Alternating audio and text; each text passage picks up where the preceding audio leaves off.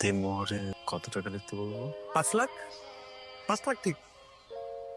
আরে না না, 5 লক্ষ টাকা কেন আগে? তুই হলে আবিরের বেস্ট ফ্রেন্ড, এর মানে তুই ছেলে পক্ষ আর আমি নেহার একমাত্র বেস্ট ফ্রেন্ড, আমি মেয়ে পক্ষ। সেক্ষেত্রে আমি যা বলবো তাই হবে। আমি চাই এর দেনমোহর কমপক্ষে 10 লক্ষ টাকা হোক।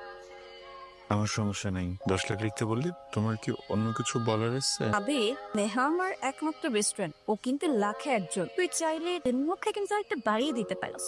আমাকে একটু কথা বলতে দিবি তোরা? সবাই একটু চুপ থাক, আমার বউ এই সময় তোর বউ হয়ে যাবে। এতক্ষণ পরে মুখ থেকে একটা কথা বলবো, বলতে দে। কি বলতে চাও বল। আমি চাই আমাদের বিয়ের দেনমোহর হোক 2,000 টাকা। মানে কি 2,000 টাকা? মানে পাগলের মতো কথা বলতেছিস কেন? 2,000 টাকা মানে দেনমোহর 2,000 টাকা হয় নাকি? 2,000 টাকা টাকা হইলো? 2,000 টাকা? এসব তুই কি বলছিস? হ্যাঁ, একটা মিনিট। নেহা, আমি কি কোনো ভুল করছি? আমি তোমার ভালোবাসার মানুষ, তো আমি তো মানতে পারছি না।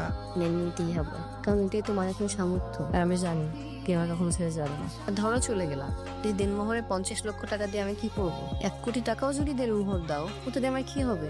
আমার কষ্ট তুমি ভুলাতে পারবে?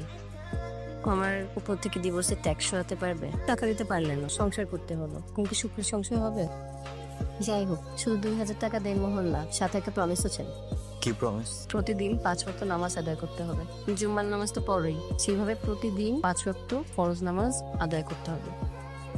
আমাদের সম্পর্ক তথাকথিত সম্পর্কের মতো না, আমরা বন্ধু ছিলাম। 3 মাসেই আমি তোমাকে দিয়ে প্রস্তাব দিই। আমি চাইনি যে তথাকথিত সম্পর্কের মতো আমাদেরটা হোক। অনেক কিছুই হয়ে যেতে পারতো, অনেক গুনাহ হয়ে যেতে পারতো, আমার সেটা হতে দিইনি। তুমি অনেক ভালো মানুষ, শুধু নামাজটা পড়ো।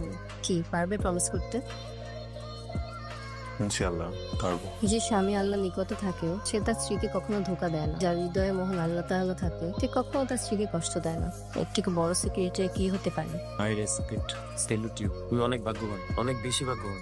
শোন তোরা, আমি আগে থেকেই জানতাম নেহা দেনমোহর হিসেবে 2,000 টাকা আর আবিরের কাছে প্রমিস স্বরূপ 5 ওয়াক্ত নামাজ চাইবে। আমি তো ইচ্ছা করে 10 লক্ষ টাকা বলেছিলাম। আমি তো 10 লক্ষ টাকা বলেছি কারণ আমি আবিরকে বাজিয়ে দেখতে চাইছিলাম। নেহা, তুইও অনেক ভাগ্যবতী যে আবিরের মতো একটা হাজবেন্ড পেয়েছিস। ওকে যদি আমি বলতাম যে তোকে 1 কোটি টাকা দেনমোহর দিতে হবে, ও কিন্তু তাতেই রাজি হয়ে যেত। আমি বিয়ে বাড়িতে তোদের কি মনে হয় বিয়েটা এখন করে ফেলা উচিত না? মানে যদি একটু পারমিশন দিস তোরা, বিয়েটা করলে নিচ্ছি।